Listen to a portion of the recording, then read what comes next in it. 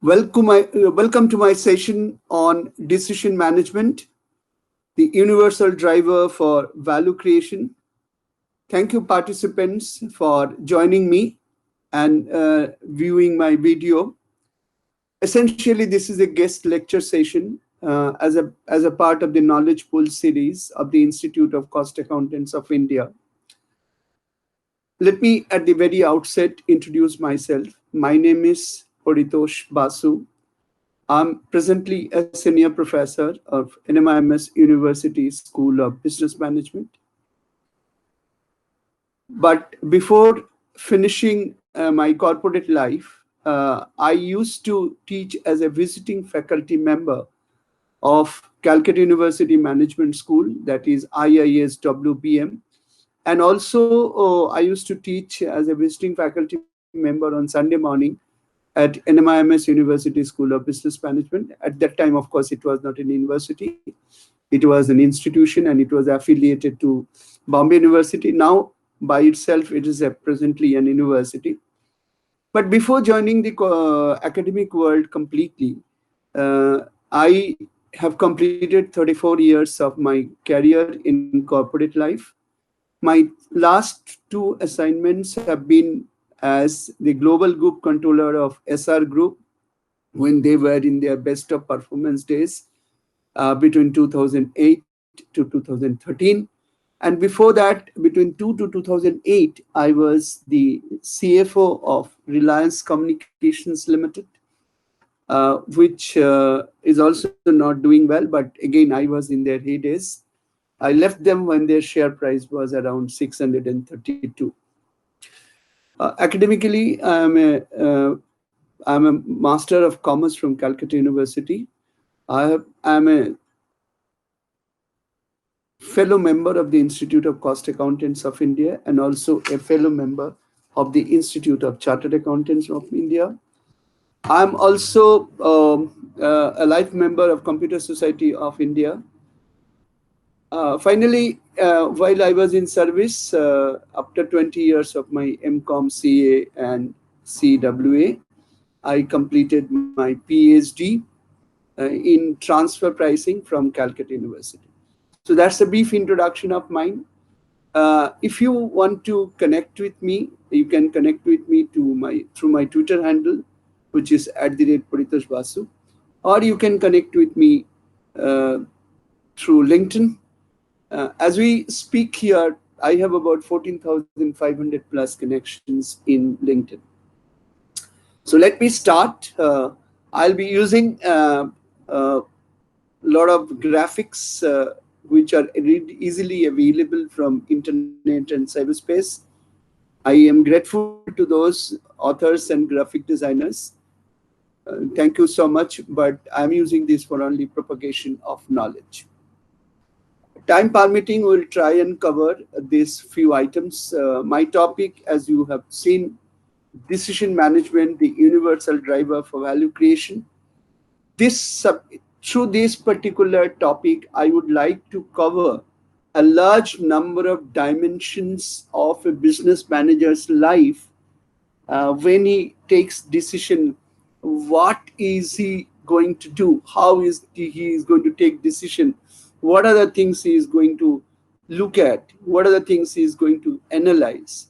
Those are the things I'm going to discuss and share with you. Time permitting in 2 hours, let me see how much I can cover.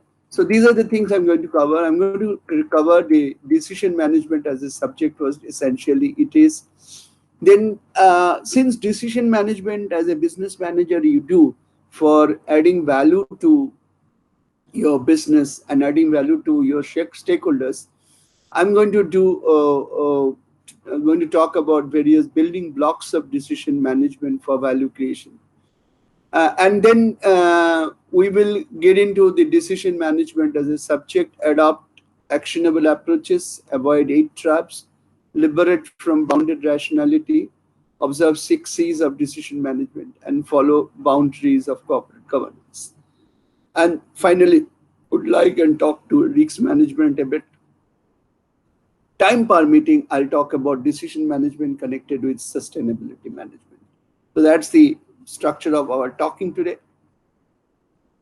Essentially, when you take a decision, you bite the sources. When I say bite the sources, you chew all the information available for you to take a decision, all these subject matters of decision, and finally, through the decision, every every business manager, every corporate professional would like to reach the apex of his or her lifetime achievements. So between the biting the sauce and reaching the apex of management, the whole thing lies in your thinking process. Thinking is pretty much important, and throughout the session of now, I'm going to take you for a lot of thinking materials. Let me, at the outset, talk to you about what essentially is decision management. Decision management, you take a decision because of two things in life. First, you have an opportunity in front of you, so you take a decision to ensure that you make best use of the opportunity and avail of it for improving your organizational perspective and organizational performance.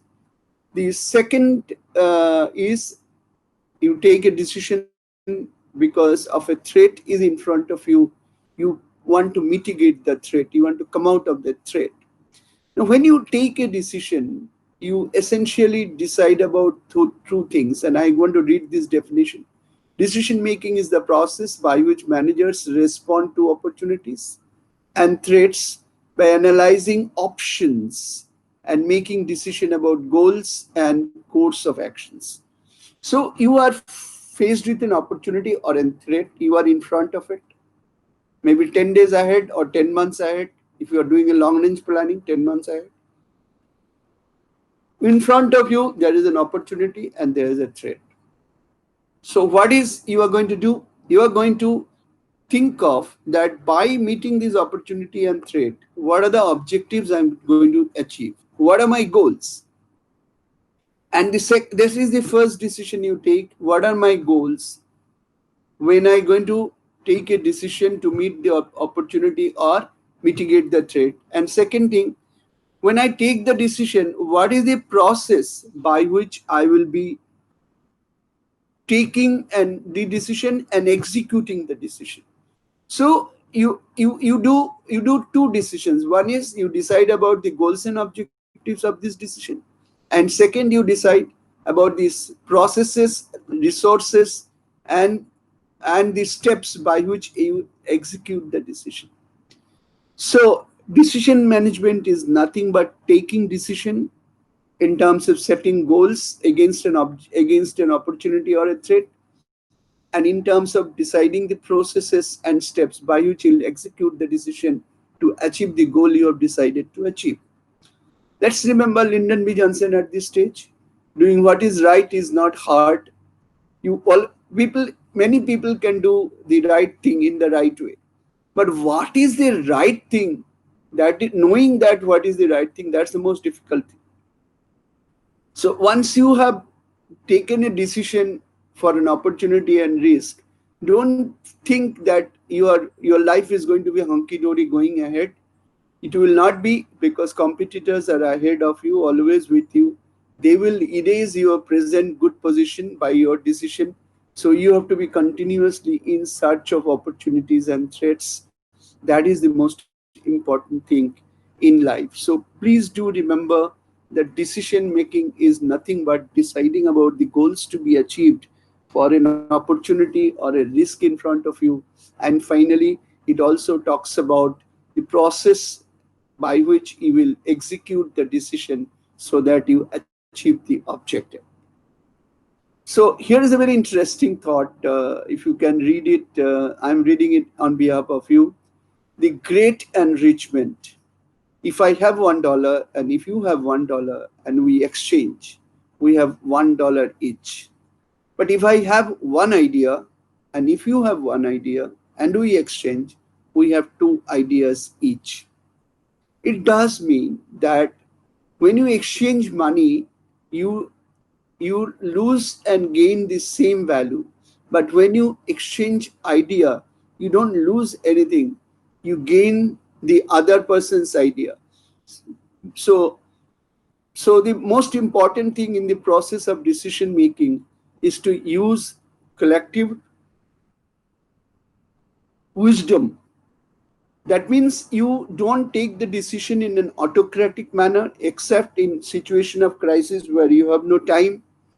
You take the decision in a collaborative manner so that your decision on your most effective, and you pick up the brains of people who are associated with your business. This is the foundation of sustainable business performance management. When I say that you exchange ideas. And another very important point, which is there in your screen, millions saw the apple falling. Newton asked why. You have to keep on asking why such a thing is happening. Unless you keep asking, there will be no clarity in front of you, and you will not get the appropriate answer. You will not get to know what is the cause of a thing happening in a business ecosystem, and accordingly you may have to be careful. If you keep asking questions, it will be easy for you to innovate. The more innovative mind you have, the more better decision you will take, and more the better decision you will take, the more you will be able to add value to your organization. So I read it again for concluding the screen. If I have $1 and if you have $1 and we exchange, we have $1 each. If I have one idea and if you have one idea and we exchange, we have two ideas each. Maybe the second idea or the first idea is not that effective than the other one. But ideas are ideas. Today it may not be useful, tomorrow it may be useful. So ideas are very important to be collected and very important to be understood. So let's go to the next screen. It's a very interesting thing. I'm a 66 years old person, so an old man like me is saying the first step to solve a problem is to begin. Good beginning is half done. That means you do not procrastinate any decision. Do not postpone any decision. If you have to take a decision, please take it. Please move ahead. It does not necessarily mean that you have to hurriedly take a decision. You have to take the decision at the appropriate time, at the appropriate opportunity, for the appropriate execution. But it should not be such that you keep on postponing the decision and you miss the opportunity, or a threat comes to you and causes damage to your organization. So the first step is to solve a problem, is to begin. Good beginning is half done. Be clear about your objectives. Unless you are clear what you want to do, what goal you want to achieve in front of this opportunity or on the face of the threat, you will not be able to take a proper decision, or you will be doing a wishy-washy job. Next point is think twice before you do. When you take a decision, you should not jump into it. Please think twice. Please try and understand what are the pros and cons of this decision. Do I have any other option, any other alternative by which I can execute the decision, etc., etc. Think twice before you do. And finally, no risk, no gain. If you don't take a decision and keep yourself idle-minded, don't take any decision, then there will be no gain to you. So you have to essentially take a decision and move ahead. So the objective of this session is to help you what is the best way to take the best decision so that you move ahead with sustainability. Here is a story. I love telling stories to students. So let me give you this very interesting story. Here is a story of a boy who went to Nainital, city of Nainital, which is a hill station, in the month of January. It was chilly cold there, hill station. And this boy is, as you can see, is very well cladded with his old garments, woolen garments, but he doesn't have a cap. He has lost his cap. When he has lost his cap, his parents said, okay, morning we'll go to the cap shop and we'll buy a cap. So they were walking through the eastern side of the shop area of Nainital at around 9:30 in the morning hours when shops have opened. When they were walking through the eastern side, they couldn't find any cab shop, which people said that cab shops are there on both sides of the road, both the eastern side and western side of the road, but it is little ahead. So this boy started talking to his father and said that I want to go walk through the western side of the road. I don't want to walk through the eastern side of the road. His father thought that he may be tired. He said, why you don't want to walk through this side?" He said, "No." He couldn't explain why he doesn't want to, but he said, "I have to go to that side." Father tried his best to convince him. We can see both sides of the road, so why you want to specifically want to go to that side? So father couldn't convince him. He kept on naggingly asking, "I want to go to the western side of the road." Then father took over to convince. Mother took over to convince. Mother tried his best. Very seriously, she tried, but she could not also convince. Girls do not mind. Mothers gave him a thappar, but the boy didn't cry. The boy was adamant to go to the western side. My question to you, and I'll give you half a minute to think why this boy wanted to go to western side of the road. Just think for half a minute. I'll keep quiet for half a minute. Think for half a minute.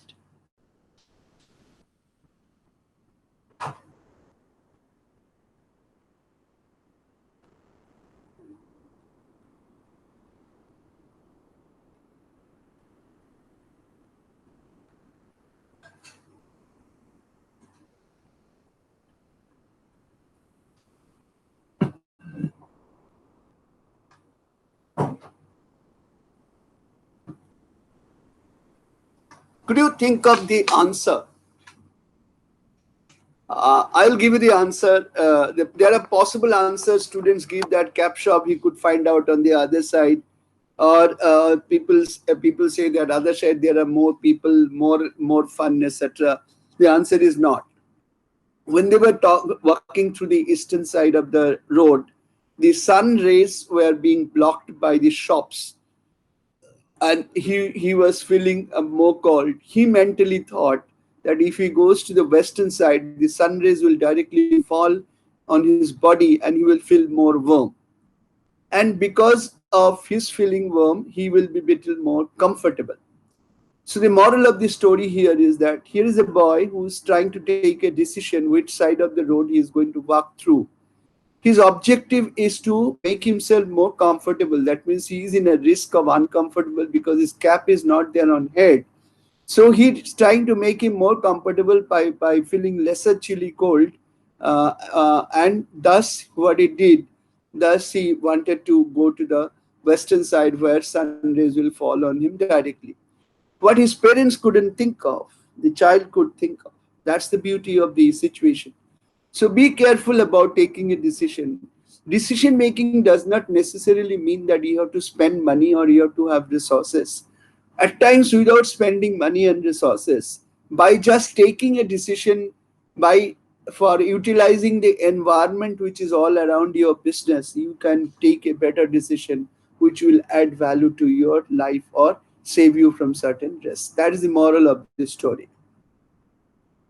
I'm sharing with you a research paper of IBM, which was done in 2010. This research was done in 2010.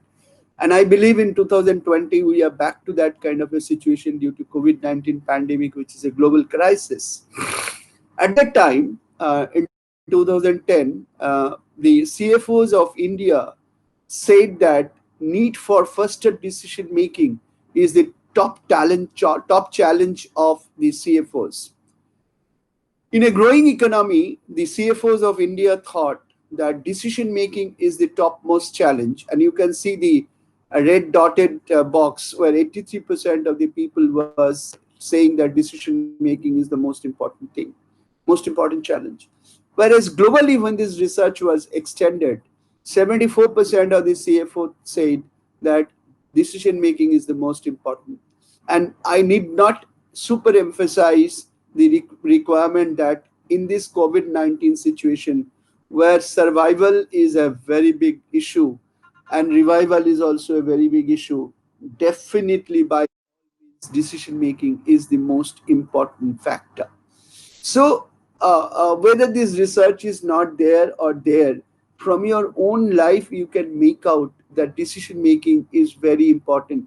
Every single moment you take a decision in morning, whether which route you will follow to go to your office or to your college or go to a school, you take a decision because you have always in mind one thing, that is your objective to be achieved. So if you have to take an objective in front of you, and then that if that objective has to be achieved given the situation of opportunities and threats to be faced by you, please take a decision. And that's the subject matter of our discussion today. In the context of business, and particularly in the context of a finance person, and more particularly in the context of a cost and management accountant, the most important factor of life is a decision management for adding value to the business. Okay, most important factor is decision management for adding value to the business. And when I say adding value to the business, I talk about 7 pillars through which values can be added. And those also I call 7 C's, Sat Samandar, because those are very vast items. But before 7 C's and 7 pillars, you have to have 4 R's in front of you. What are those 4 R's? Right task at the right time with the right process for right value. I say right task, that is the process of executing your decision at the right time, executing the decision at the very right time, following the right process, and for the right value to be created. So, through the process of decision making and decision management, you try to achieve all these 4 rights. If you are in a position to strike all these 4 rights, you are in a position to hit the 7 C's of the world. The first of the 7 C's of the world is quality management, competitive differentiation of your products and services. When I say competitive differentiation, I mean what is different of your product versus your competitor. And unless the quality differentiation is there, you're not going to survive for long. You're going to be a commodity which any other businessman can offer. So the quality, speed, these are the two important things. But suppose you are providing a quality product, but your price is double. That means your cost of manufacturing, delivering the service is double. Let me tell you very, very clearly, it's not going to help you at all. It is not going to help you at all because of a very simple reason. And that reason is nobody is going to buy your product or buy your services. So you have to have a cost leadership also. So leadership in product's life cycle, but before the product dies away or before a better product comes up, you have to be a cost leader. And unless you are a cost leader, you cannot be a product leader also. It means you cannot be number one in the market or number two in the market. Next is volume. Volume gives you competitive advantage. You are a product leader, you are a price leader, but you produce not even 5% of the demand of the market. Nothing going to happen. Unless you purposely decide that I'm not going to increase my business to more than 5% of the market share. Volume is an important game. So quality, cost, and value, these are very, very important. The next is a relationship. In today's world, relationship with the customer, both internal customer and external customer, is very, very important. Let us extend this relationship not only beyond the customer. We have to have a better relationship with all our stakeholders. When I mean by the word I stakeholder, I mean all customers, all vendors, people who are working with us, all people in the society who are around our business, government, regulatory agencies, every single person in my stakeholders, we have to have a better relation. Next is speed. Whatever we do, we have to do with absolute great breaknecking speed. To achieve speed does not necessarily mean that you compromise quality. To achieve speed does not necessarily mean you spend money and achieve speed. Speed can be achieved by many things. One of the things by which you can achieve speed in today's world is uh, digital transformation. Essentially, let me share with you an information that every month I write a column in the monthly magazine of Institute of Cost Accountants of India, and my column is digital transformation.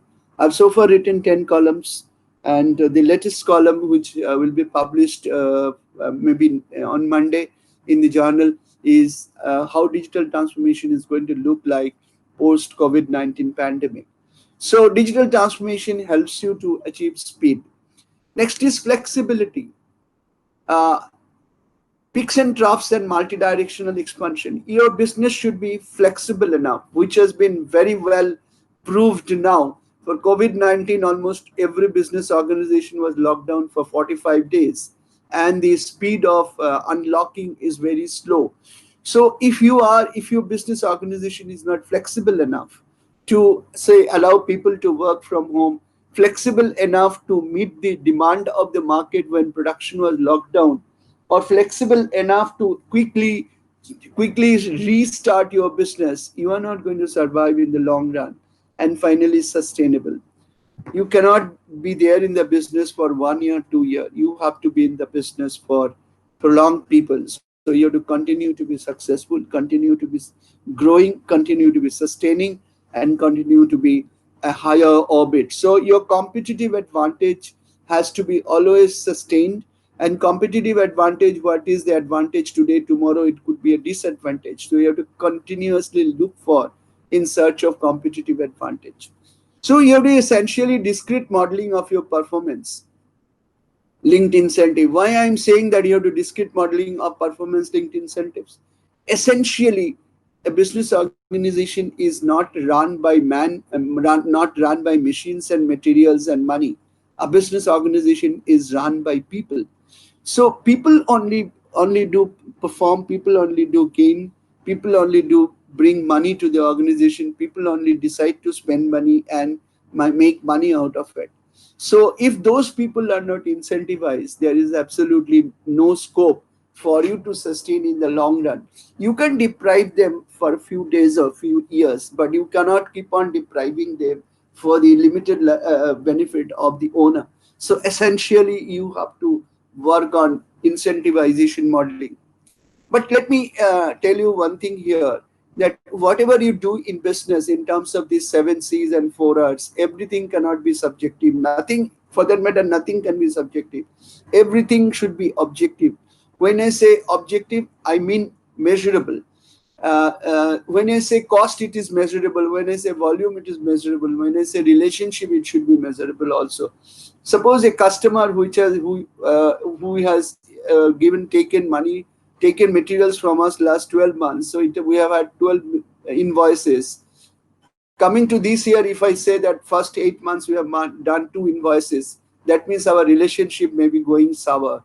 So relationship of so any subjective issue, which relationship is a subjective issue, can be converted into an objective measurement also.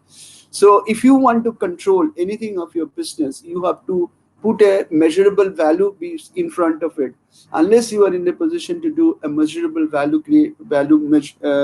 judgment, you're not in a position to control and monitor your performance. That's most important. And whenever you do all these things, you have to have a framework ready. When I say framework, you have to have your organizational perspective ready, you have to have your plans ready, policies ready, SOPs ready, you have to have your resource allocation process ready, you have to have your organization structure, hierarchy, delegation of authority, incentivization scheme, salary scheme, recruitment methodology, training and development. Everything you should be having ready. That means you have to take a pervasive decision. If you don't take pervasive decision, you will not be able to in a position to run your business with 4 R's and 7 C's. That is the idea of this particular slide. So in decision management, always remember that whenever you are taking a decision, it is satisfying at least 4 hours every time, and it is satisfying one or more than one of the seven C's which are there in this slide.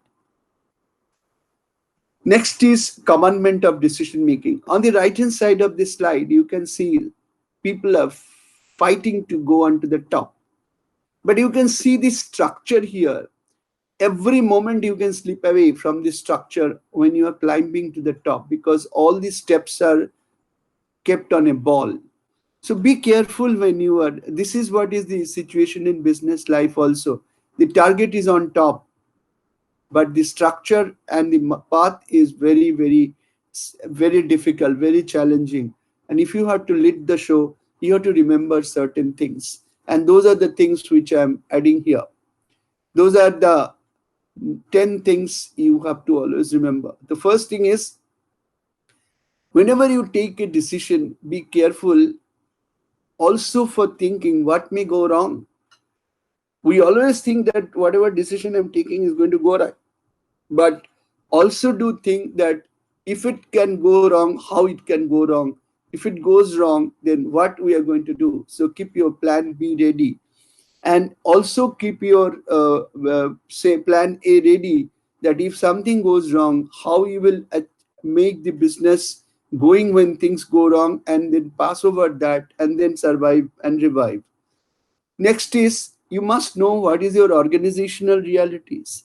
You can produce 1,000 tons per month, and if you cannot take 1,500 or 1,200 tons order, assuming that cancellation will take place, so you will be able to. You should be careful about knowing what is your organizational realities. Suppose your planned capacity is 1,000, and you take 1,000 equivalent order per month. You never thought of there could be a plant shutdown, or there could be a sudden risk of plant not operating for a day or 2 days, or there is a machine breakdown, or there is a people strike. So, from the past trend of happenings from your organization's past history, you should be knowing what is your organizational reality, or whether your people can at all achieve with their best of efforts 90% of your plant capacity, 10% can never be achieved. So, organizational reality is very important. Prophesize for long term and bring collective wisdom. That's what I was talking to you, that you should always talk to people, exchange ideas. Particularly, this is important when you are in precarious condition, or when you are in a threat situation. So when you are in a threat situation, wisdom is very important, and senior people should be consulted. Maybe a consultant you can consult. So your immediate job is revive and then survive and grow, and that is what COVID-19 pandemic is teaching us in a very hard way. The next one is converge towards a framework of risk-enable performance management. What is risk-enable performance management? Business will be having risk at every step of it.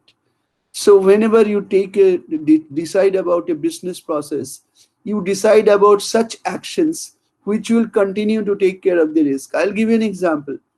You know that your factory can go under fire, can go under earthquake, can go under say natural calamities like Amphan or Nisarg, the cyclone which came. So what do? You immediately first insure your assets, so that your capital is protected, capital assets are protected. That's what is very important for you to understand. What are you doing? You are risk enabling. When you are risk enabling, that means your capital assets are not lost. The same way you can do risk enabling of your performance. Suppose when you do credit sales, you give credit to your customer. You don't give credit to your customer blindfoldly. You take a decision that I will be reviewing the customer's credit worthiness. Then only I'll give them credit. And no risk, no gain, I know. So instead of giving them 90 days credit, or instead of giving them 10 crore credit, I'll give them 2 crore credit. Let them buy from other people, or let them give me advance. So credit risk analysis and giving assessed credit to your customer is nothing but risk enabling of your performance management. You want to achieve a certain amount of target of money to be collected, profit to be made, and sales to be made. So all these three objectives, when you do the risk enablement, you do by credit risk analysis of your customers' credit worthiness. And that's what I'm talking about, your framework for credit risk enableness. Next, you treat every single information as a strategic asset. I need not to super emphasize that this is the world of information. Information is power, and power is information. So every single information you should be keeping in your business very secretly, with a protection, and keep doing analysis of this information. If it is a very large information, apply data analytics and artificial intelligence and machine learning. By this process, you will be able to take inference out of those data. I don't want to discuss this. You can read my papers on digital transformation, but information is always a strategic asset. Next is throw away executive summaries, critically examine details. In a process of decision management, suppose you as a CFO or a finance manager, you have a 30-page document and there is a one-page synopsis on it. If you think that you will be reading, you will be taking a decision without going to the details and only reading the on the synopsis, you are in fool's paradise. So I personally feel that one has to get into the details, because the devil lies in the details. Be dispassionate of what is to be dropped, including people, yet ring fence your talents. See, at times we feel very, very passionate to certain things. Oh, this is my old employee, or this is my old machine, or this is how can I get rid of this? Or this department I started with, what happens if it makes loss? Let it make loss, but I will continue. No, drop. You cannot be passionate about anything when it is not doing any good to the business. So drop anything which you need to drop, yet at the same time, ring fence any talent. If you feel that some people are not doing good, but some people are really very good, people who are really very good, who can perform, who are the talented people, they will have a market transfer price. So they will always be poached by your competitor. So ring fencing those talents is very important for you. At times you ignore small things in life and you always look at the big things, but at times small things can save you money. So 10% scrap, wastage, spoilage from your factory, this 10% scrap, if you can convert it into good product, definitely you can make money out of it, because the entire raw material you lose. So look at the systems and processes and your machinery issues which creates vestiges, which are small thing, but don't ignore small thing in life. Small thing can bring you big risk, like record keeping, monitoring information. When you monitor information as a business manager every 7 days or every month, you keep a moral check on your staff कि कोई देखने वाला है, कोई ऊपर वाला दिखता है, so I should not do this, I will be caught. So those small things, those monitoring and controlling is very important. And finally, monitoring, controlling, big picture, data analytics, digital transformation is a very, very important. And the last item, I said that specific realms of the organization. I might have missed anything. Certain specific organization need certain specific area to be looked at, like like in COVID-19, government has very nicely realized that PPE manufacturing and ventilator manufacturing is very important. We have to be self-sufficient on such things. So in that kind of a situation, you take the decision which is specifically needed for your organization. Maybe at this point of time you do not have any digitally savvy employee in your organization. So either you train your people, or you recruit certain digital savvy people or capable people before any take up any digital transformation exercise. That's what I'm trying to say. So you look at the ribbon below at the blue color, sustain value generation skill and not ownership. I repeat, sustained value generation skill and not ownership is the ultimate criteria for occupying the driver's seat. Whether you are a owner of the business or not owner of the business doesn't matter. for you to be a business leader. What matters is that whether you have the business acumen, whether you can take the right decision at the right time for the right cause to achieve the right objective and navigate your organization to the right direction. That's most important. It does mean that you are going to be in the driver's seat if you have those qualities and not the ownership. At times, you will find that family run business are handed over to professional business manager, and that is what many business groups of India, like good old days Bangars, Srirams, and certain builder families, their business has almost extinguished because they tried to keep the business leadership within the business family, but that doesn't work in today's world. So that's most important for you, that you have to have the leadership capability, you have to have the decision making capability. Then only you can reach the top of success here through this unstructured business ecosystem. Now we'll take you through what are the guiding principles of value creation through decision management. And essentially, decision management is building the blocks of decision and moving the wheels of profit making. And if you build the blocks properly and make the right wheel move at the right time, you are the guy who are going to be the value addition guy in the business, and you are going to succeed. This is a very important point. I don't know how many you have heard the name of Jim Rohn. Jim Rohn is one of the rarest philosopher of the world, whom the world used to call business philosopher. Jim Rohn used to provide philosophy of business, and here is one of his quotes: "You don't get paid for the hour; you get paid for the value you bring to the hour."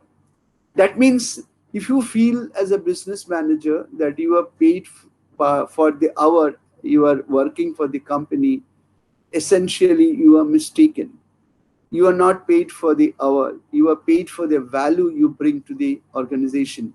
You are paid for the value you bring to the hour. Every hour you spend for your business organization or a corporate organization where you work, every hour is an hour of value creation, and how much value you create in that every hour, that's what matters for you to be paid for. That's most important. Time ticks away and value doesn't come, finally your business doesn't succeed. So whenever you take a decision, you please keep in mind that I have to generate value by this decision. Either I generate value which will add value, or I will stop value destruction. When I say value destruction, there are a lot of wastage taking place later. Unnecessarily costs are being incurred. Unnecessarily spoilages are taking place. Unnecessarily we are buying materials at a higher cost. Unnecessarily we are allowing people to while away their time. These are all value destructions. So you can create value either by maximizing value or minimizing value destruction. So any decision you take should be either directed towards creating value or minimizing value destruction. And that's what is this slide is. The wheel of shareholders' wealth will keep on moving with more value only when you do maximize your value addition and you do minimize your value destruction. Minimize value destruction, maximize value addition. This will finally increase the shareholders' value. So let's remember Brian Dyson's comment, very important comment for a business manager. Value has a value only if its value is valued. Every single piece of paper which you buy for your photocopying machine has a value. If every year you waste 1,000 pieces of paper, you lose that much of value which you pay for buying that paper. So never ever value to be destructed. That's why I said that do not ignore small things. Small things savings together create certain value. Similarly, when you go for value addition, look at the right hand side of the screen. Reassess impacts of seeds in the womb of time. You have to predict sitting today what the customers are going to ask for tomorrow. What is the society looking for tomorrow? What service I can give? What is there in the womb of time? समय की अंदर क्या दिखता है मुझे जो अगला time में हमसे मांगा जाएगा. हमसे means me as a business organization. Let me prepare for that. And for that you have to do innovation. Innovation is innovative invention for value creation. You have to be innovative. You have to have something. You have to do something which nobody has done. That is invention and discovery. And finally you create value. So whenever you take a decision, please be careful that you maximize value addition and minimize value destruction. Here's a very important thing. Narendra Modi, after becoming a prime minister, he said, "You should always call a half-filled water glass as a statement, not in the right way of saying it. That the glass is half filled with water. When you say half filled water with water, it's a negative statement. You should be always positive in your talking terms to employees and stakeholders. You should be always positive. When I say the glass is completely full, half full with air and half filled with a water, that's a positive statement. None of my words are negative. And here lies a business opportunity also. Suppose a mother gives a small glass of water to the child. Mother wants the child to drink the entire glass of water. But the water is absolutely tasteless. So the child doesn't want to. There is a company called Rasna who makes sarbat mix. So Rasna found that if I have to make the child to drink the entire glass of water, I have to make something which makes the water useful to the child, not only from the perspective of he to taste it, but also for his health perspective. So I give mother a small powder pouch, which makes him happy that the child will be benefited internally because the drink is useful for health, good for health, and finally the drink is also make him going to is going to make him drink the whole glass. So successful decision making presupposes positive attitude and proactive approach. If you are not positive, you can't be successful. You will not be able to take a better decision.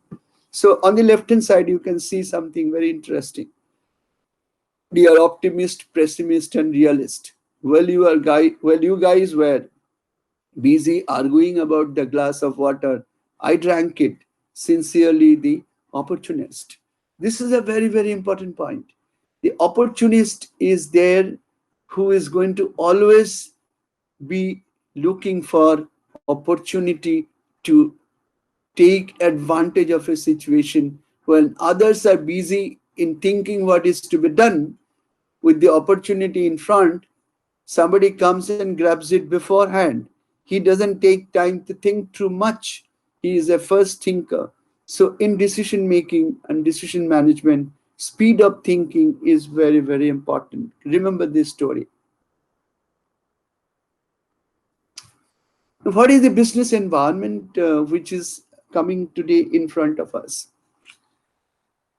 We need not superemphasize or re-emphasize that there is a huge global competition going on in the world, and this global competition is going to further intensify. It will not reduce. As you know, what is happening in the world with China as of now. The China became the factory of the world, but suddenly China started realizing that the global people are not happy with them. So anything happening in the world, in today's world, when you have, as an Indian country, 30% of Indian economy is dependent on either import or export, because our 30% of our GDP is dependent on our foreign trade. So when anything wrong happens in overseas countries, it can have a coupling effect or destabilizing effect. What is a coupling effect? I'll give an example. When Russia diminished the value of ruble, then we got in India affected because Indian stock market got very severely affected. This is because of coupling effect. When there was a huge Iraq-Iran war, and the price of oil, crude oil got affected, Indian economy got affected. This is called coupling effect.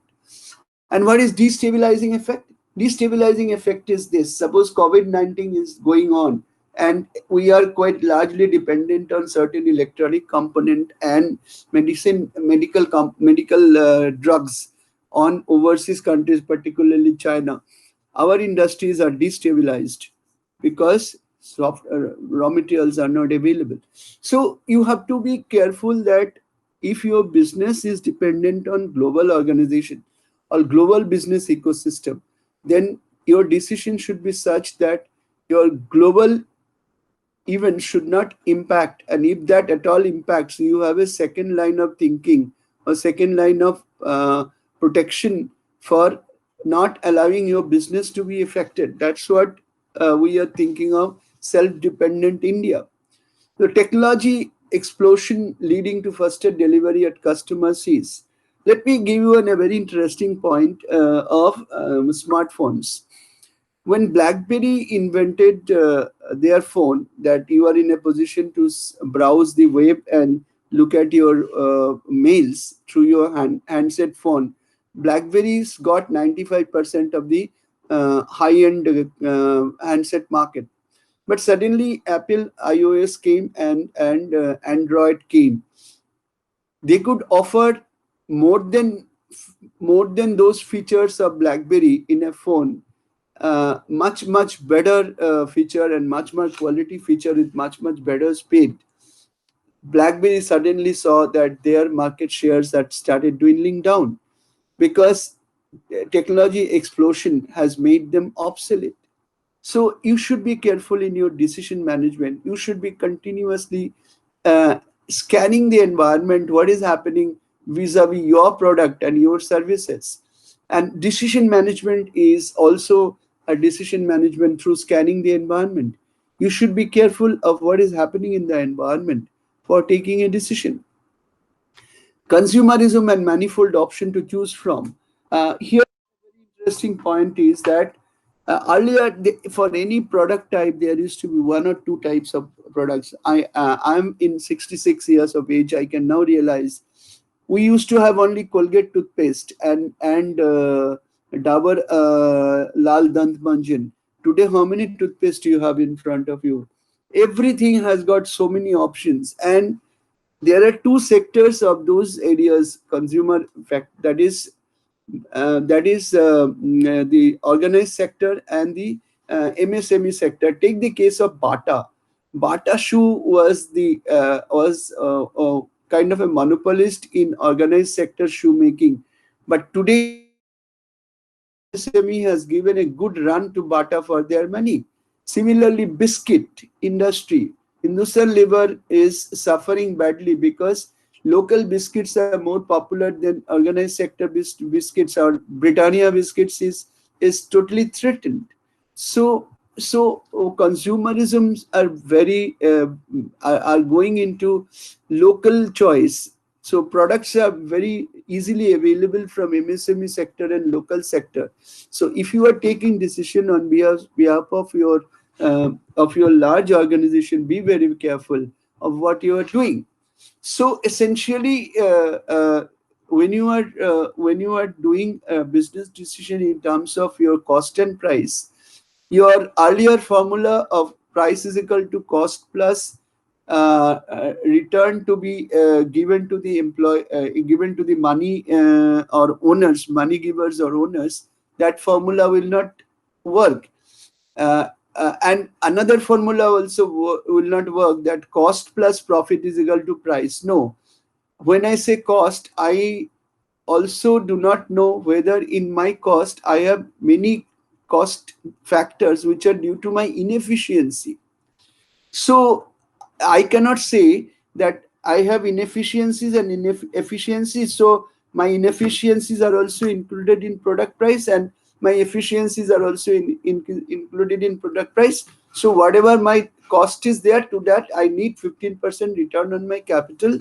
So I need this much of profit to be earned. So I need, this is the price. Whether you take it or leave it, that is not the situation in the market today. In market, price is determined this way. The market decide what is the price the customer is ready to pay for a product, because customer has got plenty of choices.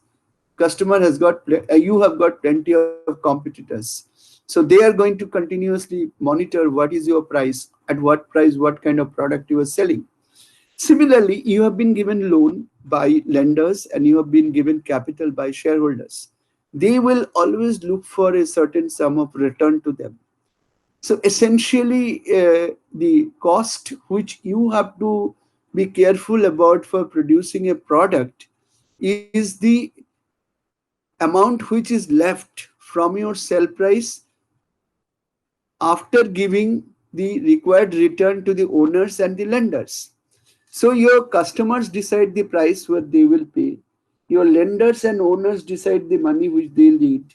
So sell price, you do not determine the sell price. You do not determine the profit. Both are determined by the lenders, owners, and the customer who is buying the product. You are told that this is the cost by which you have to manage the product, and beg borrow still you have to manage the product manufacturing at that cost, because unless you make profit you are not going to survive in business. So the most important thing is manage performance and cost, else move away from competition. If you are not in a position to manage your performance and cost, you have to go move away from your competition. That's very, very important. So what is the formula you apply? You apply this formula: utility, that is the value you create through your product. The customers perceives utility divided by cost. The result should be more than one. That means result divided by cost. The result means utility divided by the customer divided by the cost, that is the price which he pays. That means customer should always get more value than the cost he pays by buying the product from you. So you should be always creating value for the customer, leaving your price at a price point which is lower than what he is ready to pay. So how do you maximize your value? So maximizing value, that means you can make one more than one by minimizing your cost. So more the result, lesser the cost, more the maximization of value. So you can reduce cost either by your measure or your actions, or you can reduce cost by stopping wherever there is leakage of cost, there is value destruction, there is wastage, there is spoilage, there is pilferage, which are controllable. So what do? You try and find out what are the items which drives my cost. Is it raw material drives my cost? Is it my production capacity drives my cost? Is it my production time drives my cost, etc., etc.? So whatever is the driver, if that driver is not functioning properly, you achieve a suboptimal result, and that suboptimality can be removed by the decision making process. You have to essentially get into the factors of production. You have to essentially analyze all your information which are there, you are generating every day in your process of doing business operations or manufacturing operation. Continuously reflect on the data, look at the data where things are going wrong. When you look at the data, don't look at finance data for finance sake, or operation data for operation sake, or marketing data for marketing sake. Do cross functioning of data analysis. When I say cross functioning, HR will say my labor cost is so many million rupees. Marketing will say my turnover is so many million rupees. So you say cross functionally, for every 1 million of HR cost, that is people cost, how much million sale we achieve. That could be a criteria for you to monitor your turnover versus manpower cost. Or same could be per unit of capital employed in the business. So essentially, when you understand where you are going wrong by your analysis, you will be able to find out an innovative solution to it. And when you want to find out it, you have to improve your capability. Capability improvement is very, very important. And all these things can take place when you take your decision making process to that kind of scientific level, where you look at every aspects of a decision with a toothpick and a tooth comb. Because if you take decision hurriedly without getting into the details and nuances of everything, you are going to make mistake. So the trend is visible. You have no business to be in the business of doing business unless you create sustainable value. Let me put it this way: you have no business to be in the business of doing business unless you know business. So how do you know business? You know business only when you know how to create sustainable value.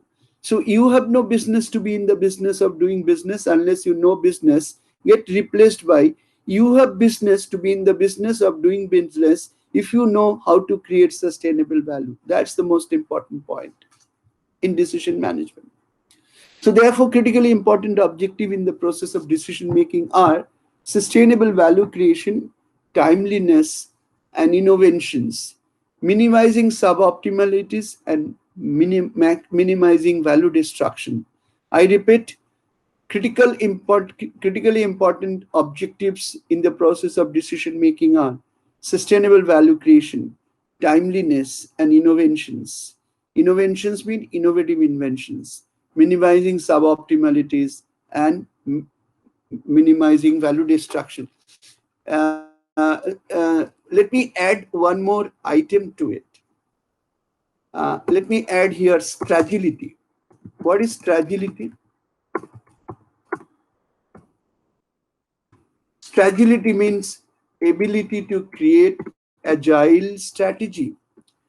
That means through your decision making, you have to have the ability to be agile. Agile means you must be careful, conscious about what is happening around. If you are not, if you do not understand what is happening around, you are not in a position to be agile. And this is a word I have coined: fragility. And innovation is also a word coined by me. It is innovative, inventive, and creative. Innovation, invention, and creation. And only these things can help you to do minimization of suboptimalities and minimization of value destruction. Okay, let's get into this. What is an organizational reality today? Organizational reality comes from the vision, and I said that you should be aware of organizational realities. अपनी औकात को समझना चाहिए. Organizational reality comes from vision, mission, and value system of the organization. When I say vision, mission, and value system, I mean to say these are the items which are generally central leadership teams area. They decide what is the organization vision, what they want to be, what is important to them, and why do they exist. So if when these things are decided by the top management, that is the board of directors or the owners of the business, the senior level people, they decide about the strength, weakness, opportunity, threat, and challenges of the organization, which leads the strategy. That is what they plan for achieving business growth and business sustainability. And according to this strategy, they create the balance scorecard. That is the implementation focus. The balance scorecard here means the allocated job responsibility with designed, measured values. Suppose I say that marketing department, I'll give them 10% more of their marketing expenses as compared to last year, but I need a sales growth of 20% with 15 days reduction in collection time. Essentially, you are deciding a scorecard for your marketing department. Similarly, you are giving a message to your operations department that 15% sales profit has to come in, and that is not only the responsibility of the marketing guy, you have to also bring in cost reduction. So you have to also give us your strategy. So essentially, when you talk about the strength, weakness, opportunity, threat, and challenge, deciding my balanced scorecard, that is the responsibility of the business manager. You have to strategic initiatives. Means what are they going to do to achieve what they have been asked to achieve? When they give you these strategic initiatives, those strategic initiatives will be essentially implemented by the people at the field. So the people at the field will always think that my objective will match with the organizational objective, and I will feel motivated when I see that the organization is growing, I'm also growing. My growth objective is met by the organizational's goal objective, and we are in tandem. So whenever you take a decision, please understand the alignment of these three levels. The first level is your board of directors. The second level is your CXOs and their immediate weakness, opportunity, threat, and challenges of the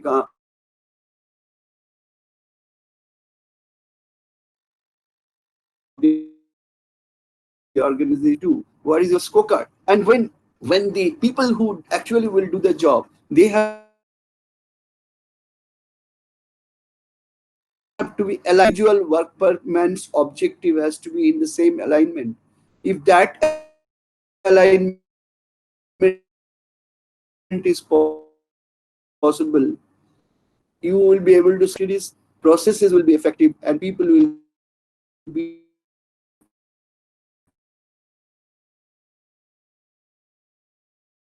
motivated. Totally revisit this pyramid, that whether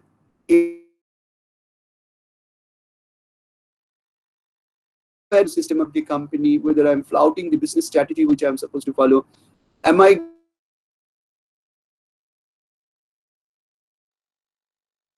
giving a very this? And finally, are organizational objectives aligned with the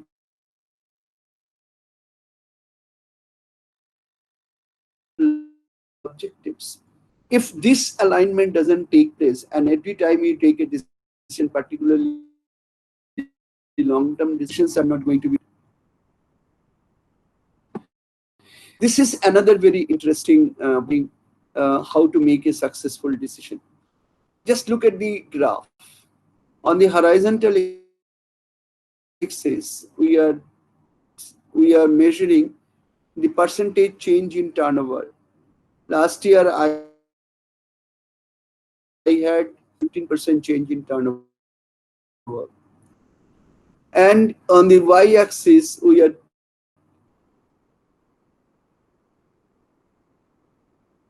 say 10% return on sales, or say 25% return on sales.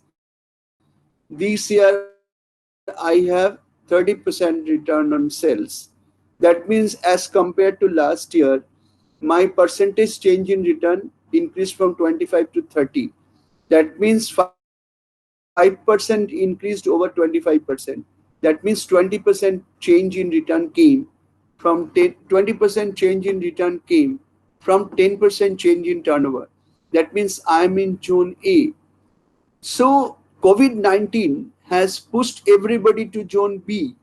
That is, percentage change in turnover will people don't know how much sale will drop down or how much sale will increase, except for those items which are in bad demand today, pharmaceuticals item, medical items, etc., etc. Let's not talk about those items. And what is the return? What is the cost of production? So at any point of time, when you take a decision, you should be careful that whatever you decide, it should give you more percentage change in return than percentage change in turnover. That means it should add additional value as compared to the growth in turnover. So your objective should be always from moving from zone B to zone A. If you move to zone A at a lower percentage of turnover change, you will be able to do a higher percentage of return change. So decision one of the objectives of decision management is to ensure that percentage change is returned is higher than the percentage change in turnover. So what you have to do?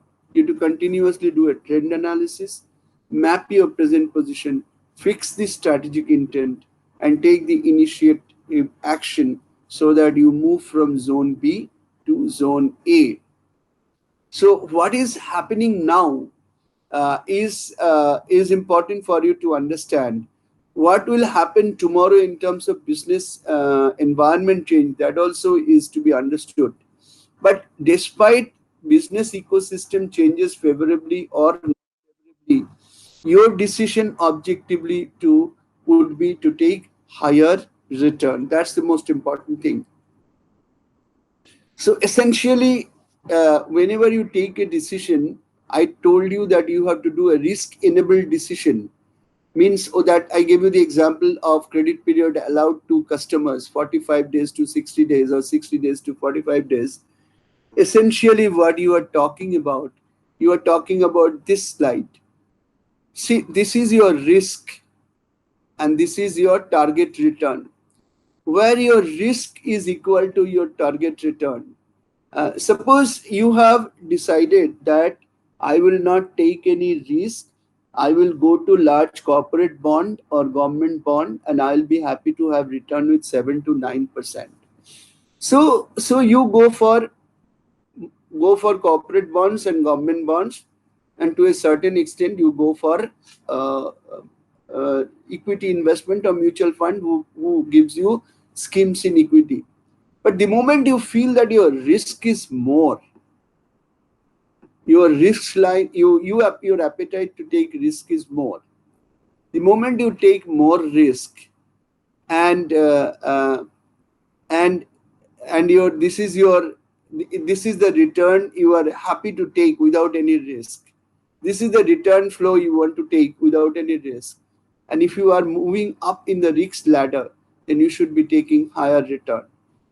It does mean that whenever you take a business decision, please be conscious about your risk.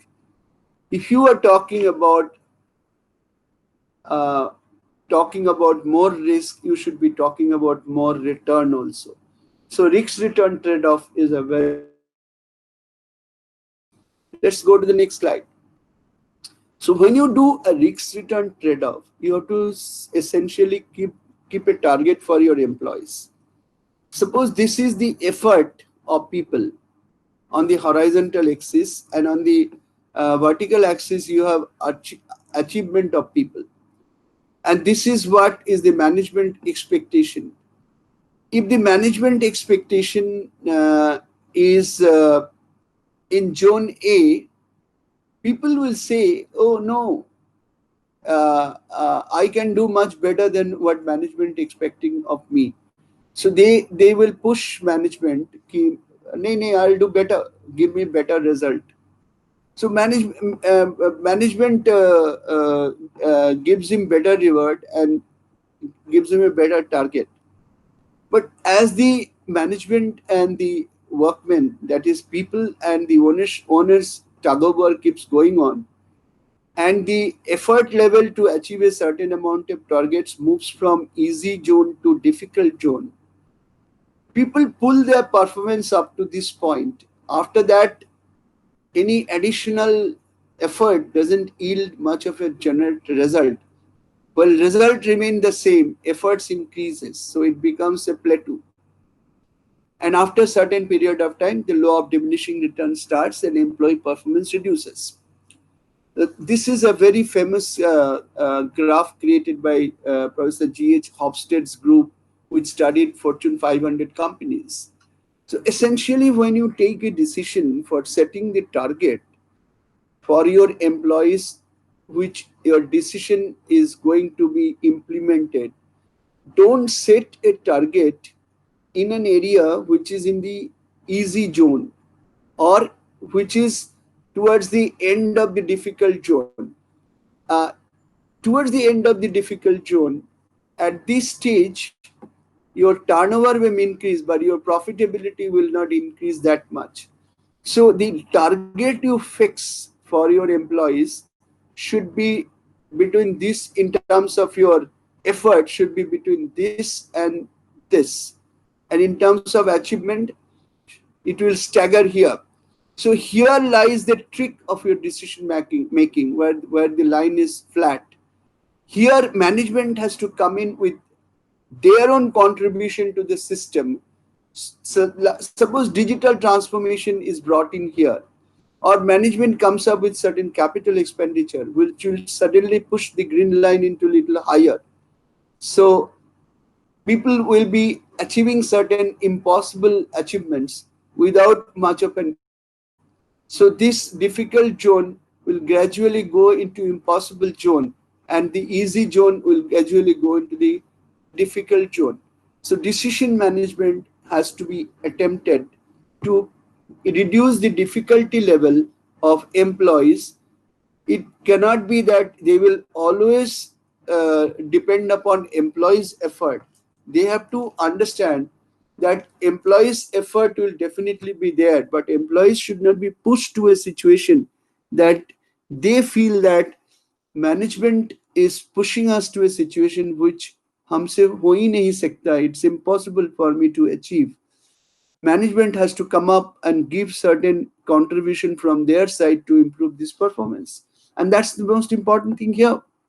So the employee performance have to be moved in such a manner through your decision that difficult areas goes into impossible area, and as you more go into impossible area, you start adding more value to your organization.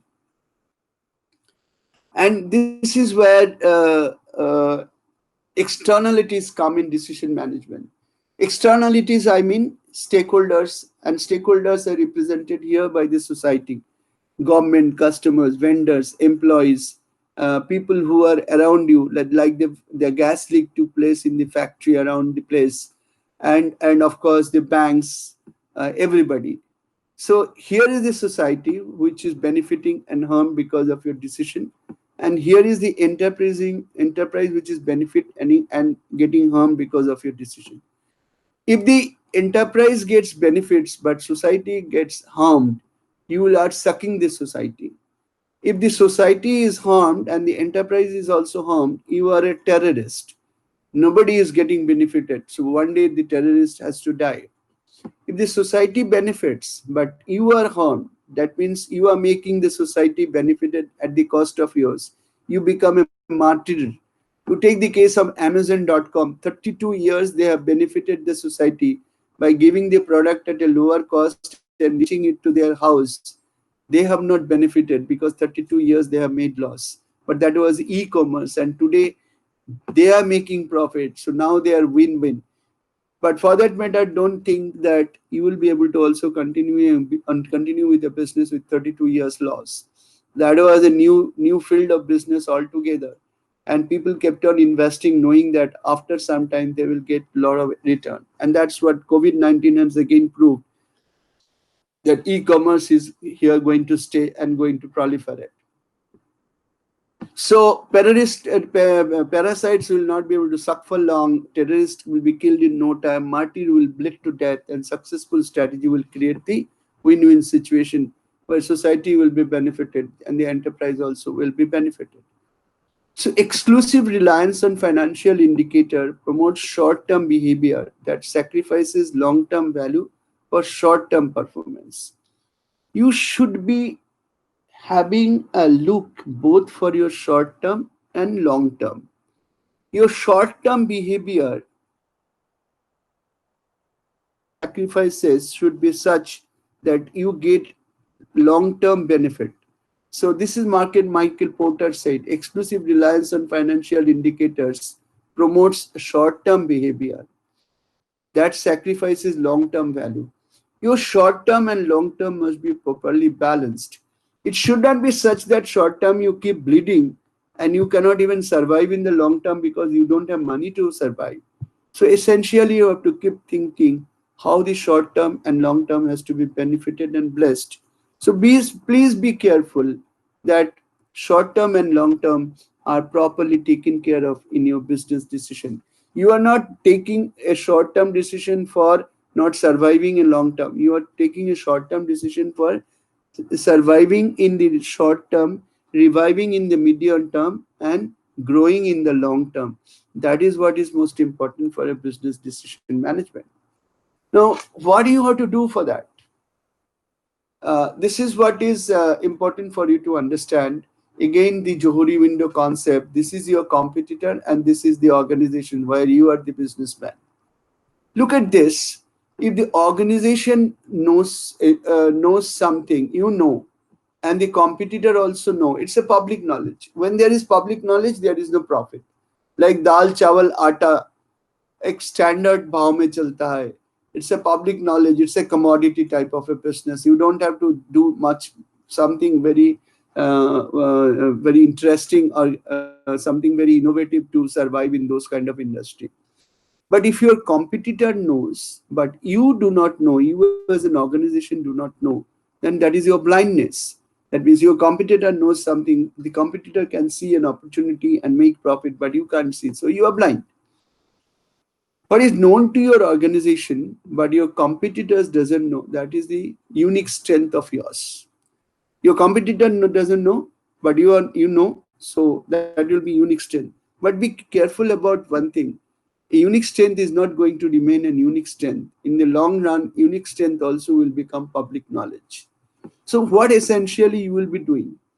Through your business decision, you should always try and move to unexplored area. And that's what is Apple is doing.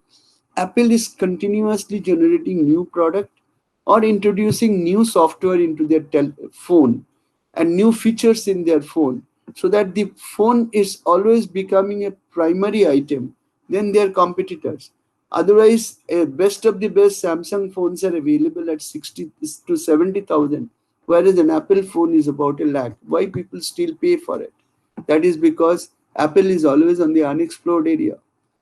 So that's most important, that you should be, through your decision, always try to create some knowledge of your organization, which your competitors will take to time that knowledge. So unique strength will lie in knowing what the competitors do not know, and strive to move the unexplored area to achieve a state of readiness, proactively delivering what the society will ask for tomorrow. This is where the society will ask for tomorrow. So Uber thought that society will not be able to afford, and why should a society afford a car? Society should hail a car. So Meru, when Meru came, you used to book the through internet, through email, or through phone about 6 hours before. You used to book a car. Uber thought, no, 10 minutes before people will look for a car. Why? People will plan for half a day before for getting a car. So they get into the unexplored area of giving you an app of telephone-based app, which you can use to hail your car. So they got into the unexplored area which Meru could not go into. And Meru's business is almost shut off today. That's most important. So look at the ribbon at the bottom. The only limit to your realization of tomorrow will be your questions of today. So continuously keep asking question to yourself. Am I taking the right decision? Am I taking the decision keeping the future in mind? Am I asking the proper question, that is it my vision, mission aligned? Am I asking a proper question, that what the customer is looking forward from me tomorrow? I'm meeting today's values fine, but what the customer is looking tomorrow, that's what it is important. When Captain Gopinath came out with Deccan Airlines, Captain Gopinath thought that it is not my objective to give good food when a person is airborne.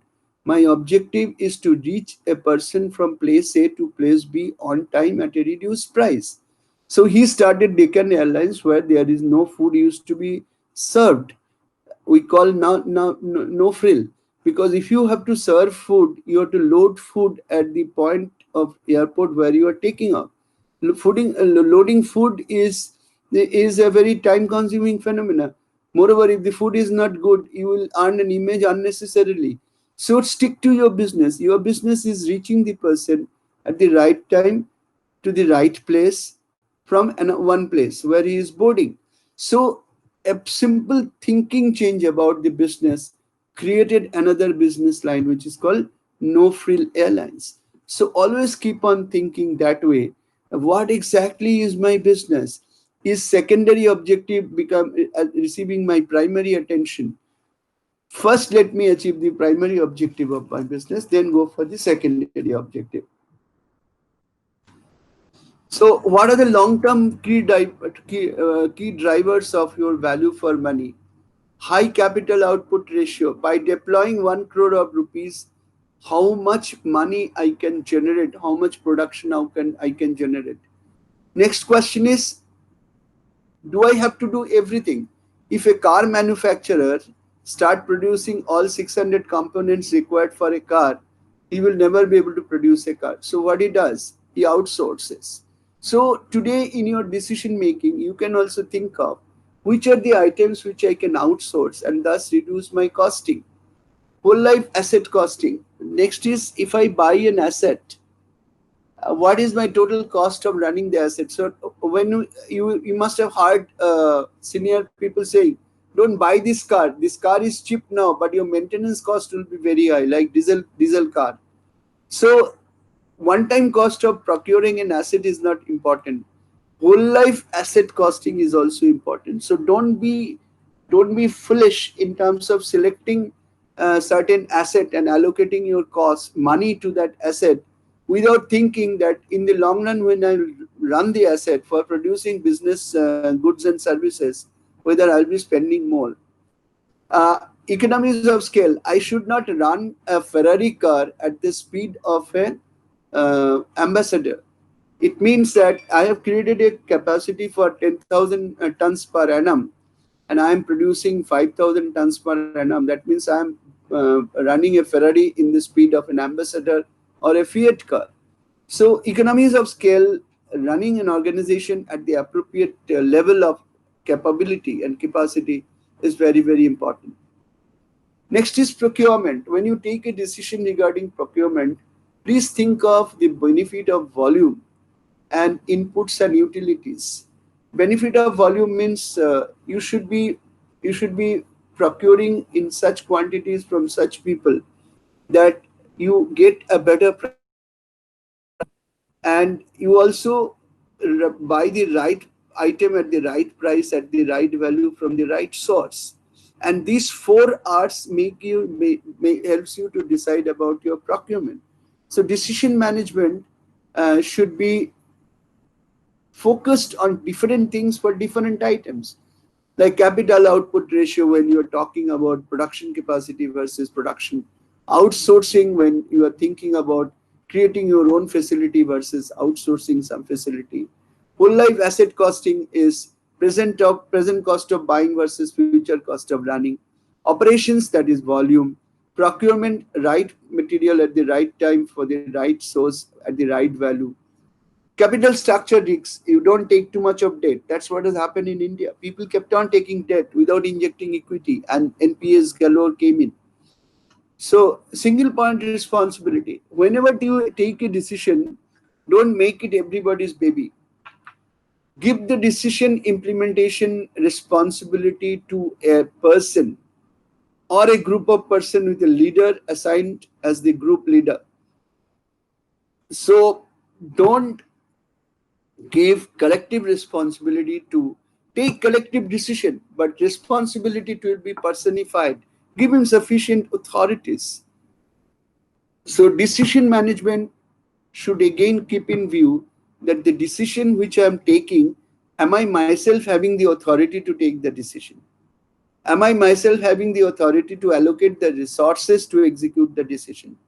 Am I myself having the authority to assign responsibility to a person who will execute it? That is the first single point of responsibility. That is the authority fixation. And second, the person on whom I am giving the responsibility to execute, is he capable of executing? Or if I give the same responsibility, same item to be executed by three-person, are there scope of passing the buck by each one to the other one? So single point of responsibility is a driver for value. Innovation, of course, uh, we are hearing much, so I don't want to talk. Innovation is very important. The right way of doing the right thing, that is what is innovation is. Doing it little differently than what the competitor does, that is what is innovation is. Giving certain additional features than what the competitor can provide through the product, that's an innovation feature. So systems, processes, and their application in execution, that's innovation in terms of product process. Competition and competitor, domestic and overseas. I should be always, through my decisions, staying ahead of your competition. That's most important factor for me to decide. Risks, manage, transfer, and avoid repetition of mistakes. If I find and suffered in the past about a risk which I have not managed properly, or I should have thought through that risk and I should have taken action before that risk came and hit me, I'm a fool. So you should be always thinking of risks that I told you now. At the beginning, I told you that make the decision maker aware of the risks going forward from that decision. That's very important. Prioritize, embed into plan, and take actions to create more values. Prioritize, embed into plan, and take actions to create more values. So when you have to take five decisions, you must decide which is the most important decision I have to take first. It's not that I can procrastinate, keep on postponing decision, but it could be possible that I have a limited resource, limited time, limited uh, capability. So I need to decide which is my priority, and that's what is the first important thing I should do first. So this priority you have to embed in your decision making process. So this is what Adrian Montagu said, who was the deputy chairman of partnership in UK. So keep remembering that these are the 10 drivers of long-term decision values, and you should keep in mind when you take a decision for long-term perspective. This is another aspect of decision management. Very interesting picture and very interesting thinking. At the top is your brain, and here it is your data, your available information on the basis of which you are going to decide what you are going to do, how you are going to do, what objective you are going to set, who to whom you are going to give the responsibility, and by what time this result has to be seen by you. These are all from the past experience you analyze and find out. Then you get into a principle called ant philosophy. What is ant philosophy? Ant philosophy means, very simple point, ant philosophy means uh, I must carry more weight than my body weight. The ants carry 20 times more weight than their body weight. That does mean that I should be deploying lesser resources to achieve higher values. And for that, I will make my thinking power as the power to carry the weight.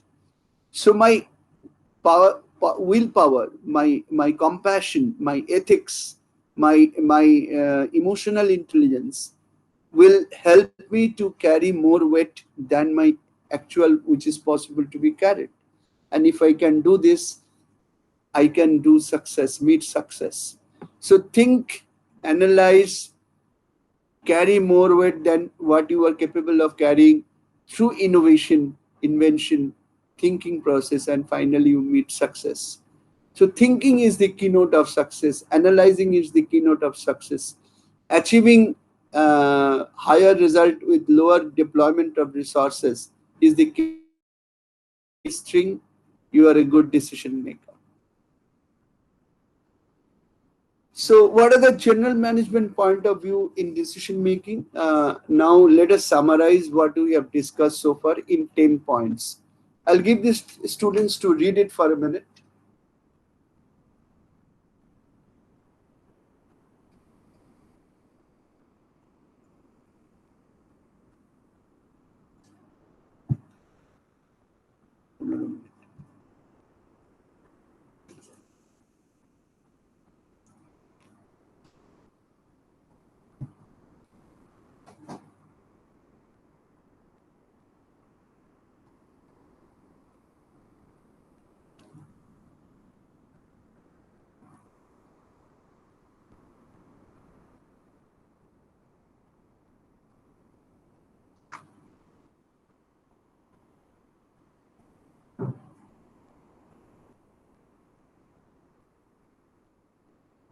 কড়া coffee কুকু যেটা নতুন কফিটা এসেছে ওইটা কুকু কড়া coffee ঠিক আছে কড়া হ্যাঁ so what have you seen you have seen the 10 steps of taking a decision. Let's quickly go through this slide because we don't have much of more time, about 15 minutes time in hand to finish this session. Define objectives and goals to be achieved. We have discussed all this. We are quickly going it through. Define the problems to be resolved.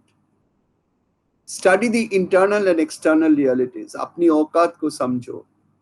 Develop alternative courses of actions. I can solve a problem through various courses of actions. Which one I must adopt?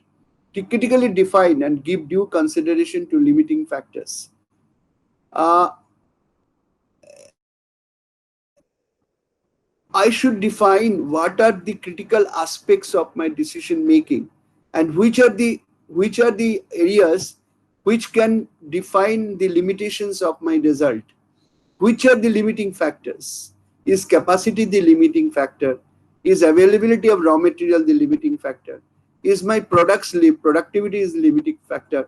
Or availability of working capital is my limiting factor? What is stopping me to get more business? Or is it that I cannot produce because my machines are all 100% run? So critically define the critical factors or limiting factors. Select the appropriate decision making tools. How do I decide? Is it that only turnover is my decision analysis of turnover, or is it the analysis of profit, or is it that how much production I do, or is it that uh, uh, I said I'm in a seasonal industry, so my demands start spiking from August to and finishes in January. So I produce only in spiking time and don't produce in the idle time. I do not have working capital. These are some of the issues which you have to look at. So you have to look at the decision making tools. Like in these days, decision making tools are artificial intelligence, machine learning, and you do not depend upon your past year's result will be creating your new next year results. You should be thinking of applying your data analytics to understand what is going to happen in future. Visualize the resource requirement for executing. You have everything good, but you do not have the money to execute. Nothing is going to happen. So understand the differences between decisions made to be executed under projected market conditions. So you have to understand that the decision which I am taking, and the decision which I am going to execute, what will be the market condition? Is it that it's going to be a certain market condition? Is it that it's going to be uncertain? Or is it we have a lot of internal, there is certainty is there or uncertainty is there? Let's assume uncertainty is not there, certainty is there, but risks are also there. If these risks are taken care of, the certainty of result is there. So essentially, you have to assess what is the market condition under which you are operating. Understand the need and importance for creativity and innovation. Uh, uh, Traditional way of doing business is not going to yield result in the future. So you have to essentially think of what is the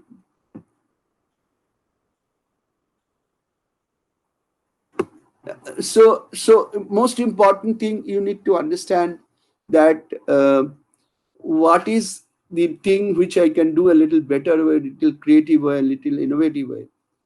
So when you do that, finally you evaluate your defined alternative and choose the best course of action. So keep this 10 general management point of view in time, which is at the cost of reputation, it will be good to do. Define objectives and goals to be achieved. Define the problems to be solved. Study the internal and external realities. Develop alternative courses of actions. Critically define and give due consideration to limiting factors. Select appropriate decisions making tools. Visualize the resource requirements for executing the decisions. Understand the difference between decision made and to be executed under projected market conditions of certainty, uncertainty, and internal external risks. Finally, understand the need and importance of creating creativity and innovation. Evaluate defined alternatives. After all 9 points, finally you have the alternatives in front of you. Choose the right alternative at the right time for the right decision. Steps in the decision making process. Another set of 10 points. Very interestingly, these all of us we have discussed this in the past minutes. Let's do summarize. Define relevant and irrelevant cost and revenues. A decision which I am taking, I must take only the relevant cost and relevant revenues. Suppose I'm producing 4 different products from 4 different assembly lines in the same factory premises, and my factory and assembly line number 3 is not generating proper profit. What I will do if I have having cost data only for the factory as a whole, I need to have cost data only for the assembly line number 3. Then only I'll be able to take decision. So decisions have to be with relevant data and relevant cost and relevant qualitative factors. Unless I do construct relevant cost statements, I'm not in a position to evaluate my decision alternatives and decision variables and finally take the decision which will be the right one. I should analyze the segment profit but by versus the goal congruence. It should be possible. Suppose that I'm making loss in product C and product A, B, and D. These 3 products are giving us good profit, but product C is not giving me profit. But even after making loss, I am giving selling this product. Uh, One situation could be that if you do not sell C, going forward, the customers will say that I want one supplier to give me all the 4 products. So I should not be buying only A, B, and D from you. I need the full basket of products. So essentially, what you are talking about, you are talking about the segmentation of profit. At times, it could be possible that your segment of business is doing loss, but you need to continue with that business, and that's what is segmentation analysis for decision management. Analyze the impact of segmented profit. That's very important. Whether that segment profit continue to make loss in that segment is good to go for your business in future, please do that. Loss is not always the bad word if it is going to give us a good return in future. Determine the net return to be realized. Assess the need for adding risk premium. If you are taking more risk, please do not do forget to add premium to that, to your return, because high risk and high return, that is what it should be, the mantra of decision making. If you have any conflict within the organization in terms of quantity versus quality and objectives, those conflicts should be resolved. Sensitivity analysis should be done. Of course, this sensitivity analysis is done in the case of a project management, so I don't want to spend much of my time on this. You talk about life cycle of your business. Don't talk about your business. Amazon took a 50 years life cycle of their business, managed to grow over 30 years. As much their sales grew, their share price grew, but in the balance sheet and profit and loss account, they used to report a loss. So decision management is a very complex subject. It is not a situational subject. It is not a present subject. It is not a future subject. It is not risk averse. It is not risk taking. It's a combination of many things. So when you take decision following certain processes. The first process is experimentation process. You do not know what is to be done, so you experiment. Sometime this, sometime that. Sometimes you take a decision by relying on the past. In the past, I took this decision, so let me continue to take that decision. Sometimes you take a creative decision. Creative decision means you thought, I will give this good things, and I think that the customer will give you a good result. So you creatively think of it. You create a product like drones. Drone is a creative thinking product, creative decision making. That if I can produce a product which can serve me multi-purpose. Drone today is used for sanitizing hospitals also. So that's a creative decision to use a product. Research and analysis. You continuously keep on doing market research based on your, suppose You do market research that rural area B in certain states and rural area in certain states, they do not have similar buyer capability and similar buyer pattern. So from data analysis, you push your product to those rural areas where there are customers whose propensity to buy your product is more. So that's the decision you take for marketing in those areas based on your research analysis. It's intuitive analysis. At time you take decisions on the basis of intuition. Here the word intuition means you think of future out of your gut. Like Dhirubhai Ambani said that the price of a telephone call for 3 minutes should be equal to the price of a postcard. Postcard में लिख के जितना खबर भेज सकते हो उतनी खबर बाय फोन आप 3 मिनट में बता दोगे. One postcard was priced at 1 rupee 20 paisa when I was Reliance Communications head of accounts. Of course, for subsequently I became CFO. At that point of time, the 3 minutes call was priced at 1 rupee 20 paisa, which is equal to a postcard cost. So that's the intuitive decision. Choice made with right perspective. Right perspective means Amazon.com thought that I have a long-term perspective. I will keep making loss, but I will keep winning customers. I will give them convenience, and at some point of time, I'll be the principal supplier, and all intermediates will be taken out from the system, and then I'll make profit. That's exactly what has happened. It was a right perspective decision. And this particular slide is very important. Very simplistically, who should take what decision? This is the organization hierarchy. Senior people in the organization should take unstructured decision and non-programmed decision. Say when you go to a mall and when you buy clothes, suddenly the cashier comes up and says, "Sir, isme offer hai. If you buy one more item, then the third item you will get free. Or if you buy one item, you will get 20% discount from the second item." It is a structured decision that cashier is taking because he is at the lowest level of the organization. But same garment manufacturer like Lanusian or Zara, whosoever the organization is, if that particular company, if they want to decide that we are going to produce only men's formal and no casual will be produced, or same mall decides that we will only give this kind of discount if the total bill size is more than 5,000 rupees per bill. That's an unstructured decision. Certain decisions are non-programmed decisions, like COVID-19.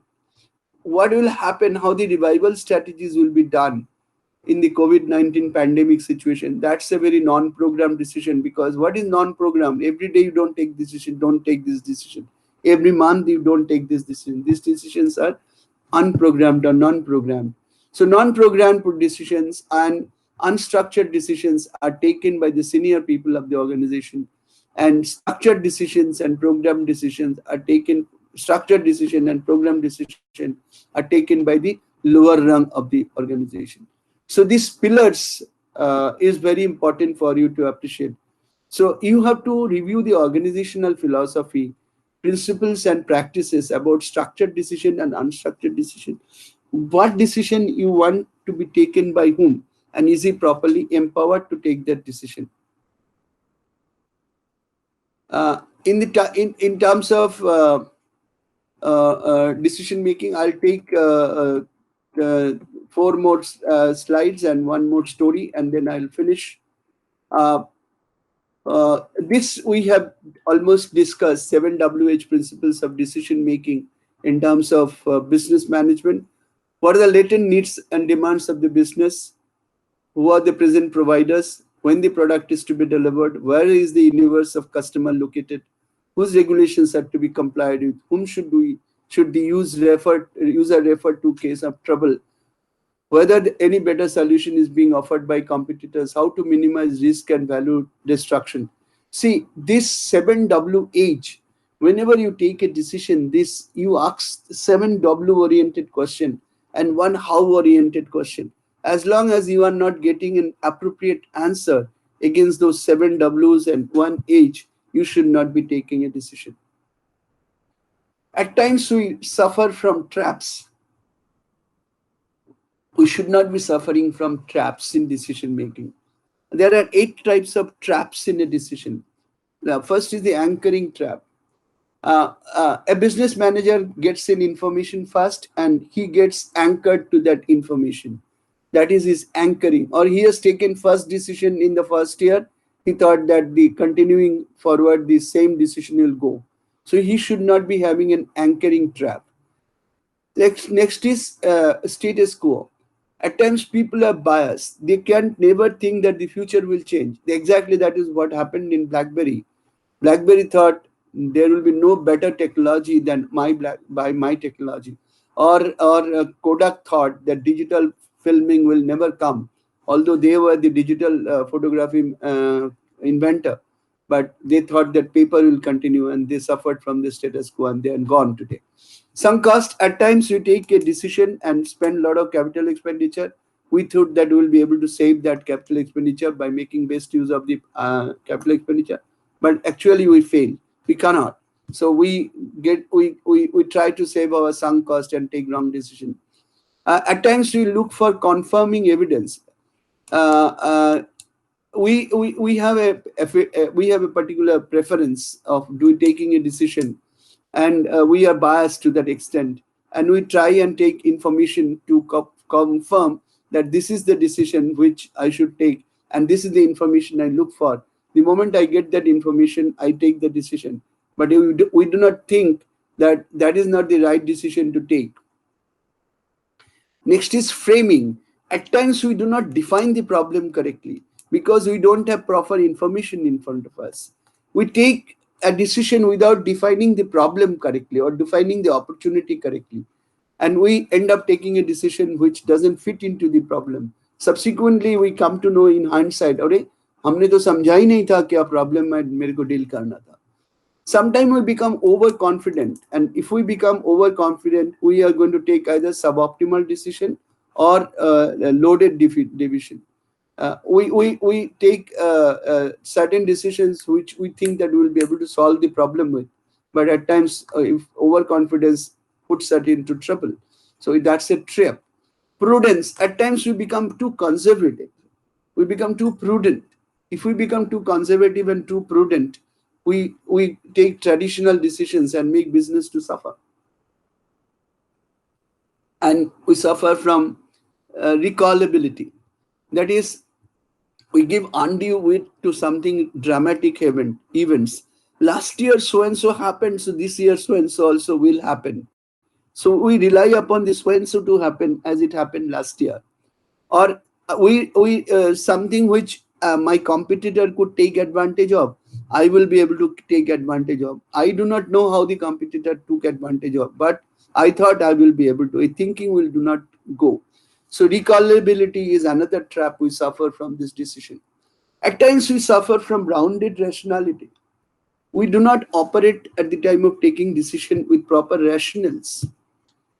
We have insufficient information. We do not have relevant criteria to decide what information we take. We do not have relevant criteria to select our options and alternatives. We do not have a proper time.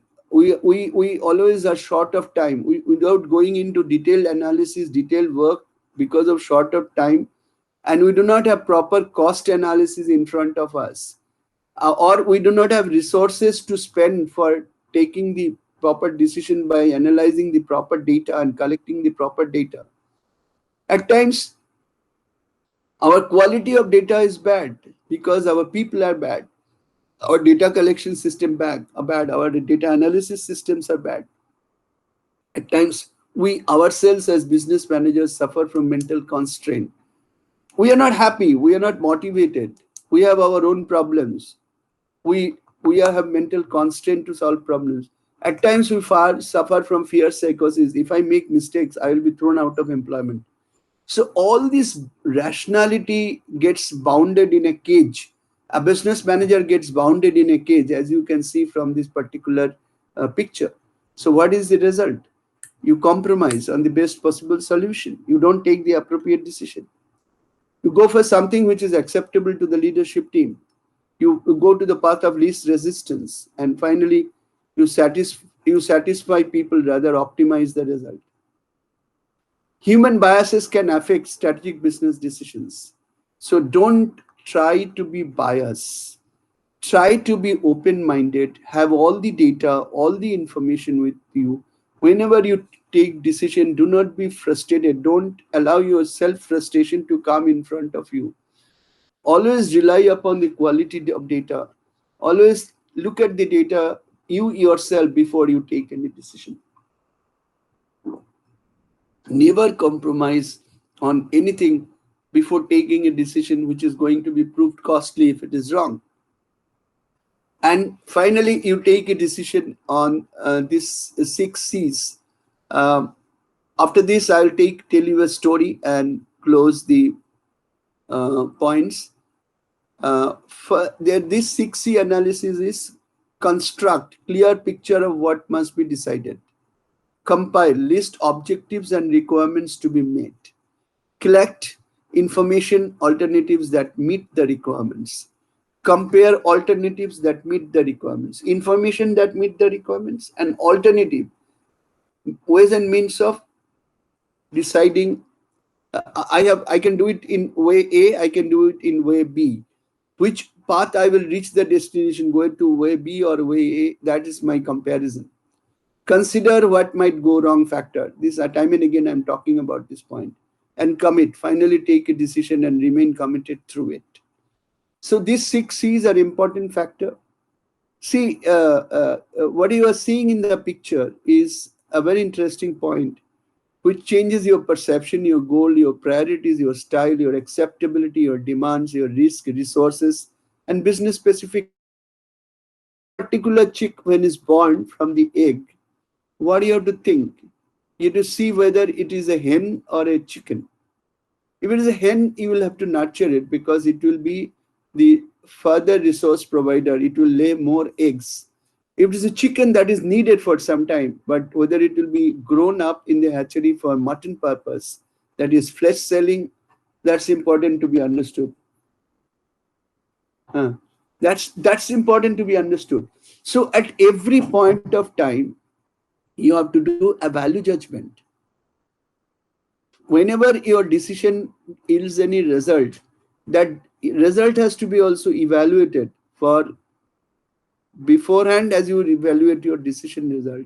After the decision creates a result, that result also to be evaluated to make use of that result for further generating more better results. So these are very important. So when you take a decision, you take decision considering factors like your perception, your goal, your priorities, your style, your acceptability, demands in the market, risk, resources, and business specific factors. So this is the story I will tell you regarding risk management, because I thought I will not be able to cover the entire aspect of risk management. Here is a story, and that's the finishing line. Here is a story of two competitors who every day, when they are in their respective office, they catch the throat of the CEO of the other organization. These two persons are the CEOs of company A and company B. So one day, CEO A and CEO B, when they were playing golf in the golf club on Saturday, they're saying that every day we catch snake of each other when we are in office. We are fierce competitors, but when we are in golf club, we are friends. So why not we do one thing? Why not we go to a place away from the city and think about what we can do with our competition. We cannot take this decision while playing golf, so let's go to a jungle resort. So they decided to go to a jungle resort on a Friday night. They packed their bag, hired a jeep which can go through the jungle, and at about 2 o'clock they started from the city, and the jungle resort is supposed to be reached by 6 o'clock. CEO A, to the surprise of CEO B, saw that CEO B is carrying a small bag in addition to his packed suitcase. So CEO A asked, "Why are you carrying the